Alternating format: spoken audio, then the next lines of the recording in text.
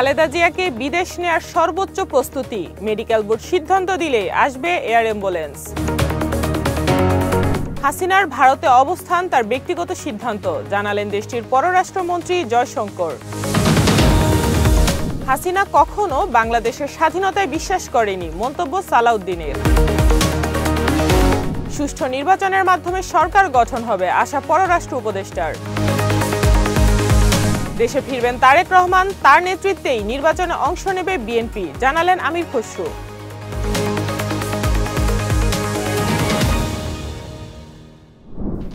আসসালামু আলাইকুম।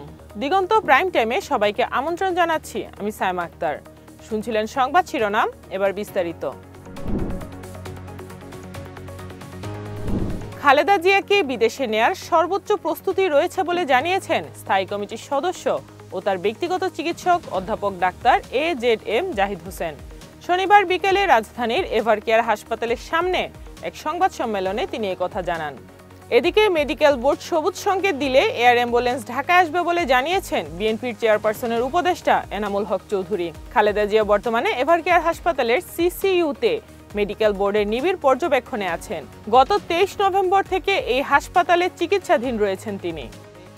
কাতারের দেওয়া যে এয়ার অ্যাম্বুলেন্স সেটি কিন্তু যান্ত্রিক ত্রুটির কারণে সেটি এখনও রক্ষণাবেক্ষণে রয়েছে, যেটি এখনও ঠিক কাতারে অবস্থান করছে এবং এই কারণে বিএনপির মিডিয়া সেলের পক্ষ থেকে জানানো হয়েছে যে এই হেলিকপ্টারটি হয়তো বা আগামীকালকে আসবে এবং আগামীকালকে আসার পরে ঠিক বেগম খালেদা জিয়াকে আগামী রবিবার হয়তো বা উন্নত চিকিৎসার জন্য লন্ডনে নেওয়া হতে পারে। ছাত্র জনতার তুমুল আন্দোলনের মুখে ভারতে পালিয়ে যাওয়া সাবেক প্রধানমন্ত্রী শেখ হাসিনার নয়াদিল্লিতে অবস্থান করা নিয়ে মুখ খুলেছেন দেশটির পররাষ্ট্রমন্ত্রী এস জয়শঙ্কর।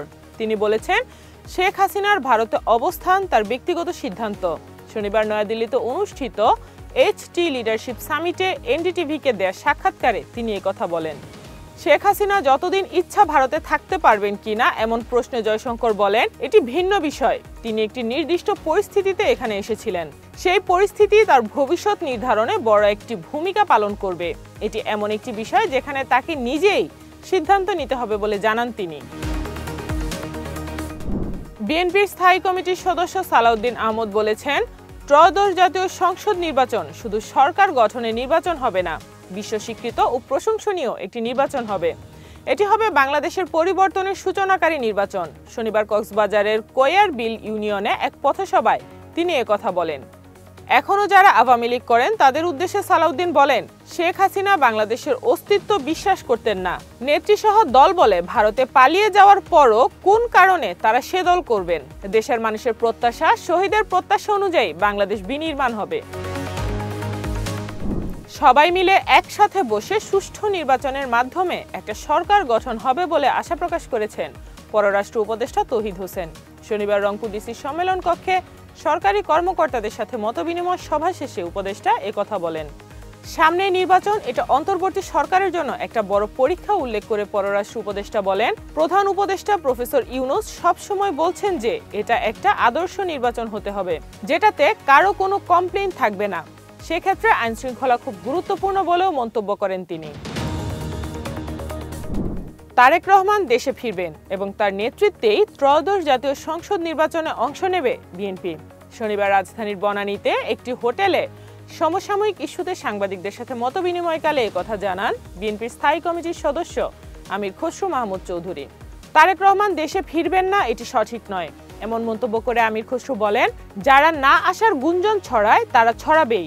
এ সময় ডাক্তার জুবাইদা রহমান রাজনীতিতে আসবেন কিনা তা তার একান্ত ব্যক্তিগত সিদ্ধান্ত বলেও জানান তিনি।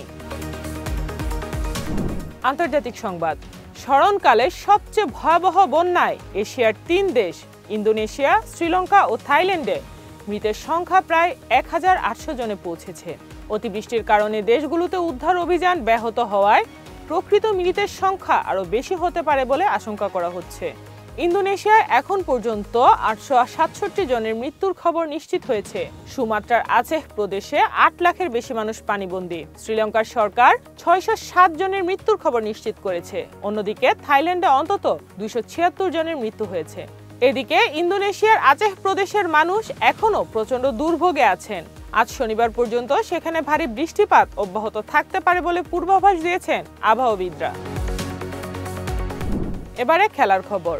বিশ্ব ফুটবলে জমকালো আয়োজনে বসছে 2026 বিশ্বকাপের আসর।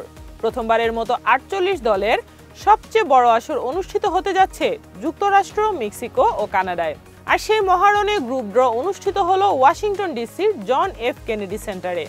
এই বিশ্বকাপের 48টি দলকে ভাগ করা হয়েছে 12টি গ্রুপে। ব্রাজিল আছে গ্রুপ সিতে, যেখানে তাদের প্রতিপক্ষ মরক্কো, হাইতি ও স্কটল্যান্ড। আর আর্জেন্টিনা রয়েছে গ্রুপ জেতে, তাদের প্রতিপক্ষ আলজেরিয়া, অস্ট্রিয়া ও জর্ডান। আগামী বছরের 11 জুন পর্দা উঠতে যাচ্ছে এ আসরের। পূর্ব ঘোষিত সময় অনুযায়ী আনুষ্ঠানিকভাবে পুরো বিশ্বকাপের সময়সূচি প্রকাশ করবে ফিফা। এই ছিল আজকের প্রাইম টাইমে। এরপর রাত 10টায় এক নজরে বিশ্বের আলোচিত সংবাদ। সবাইকে দেখার আমন্ত্রণ জানাচ্ছি। এতক্ষণ সাথে থাকার জন্য ধন্যবাদ।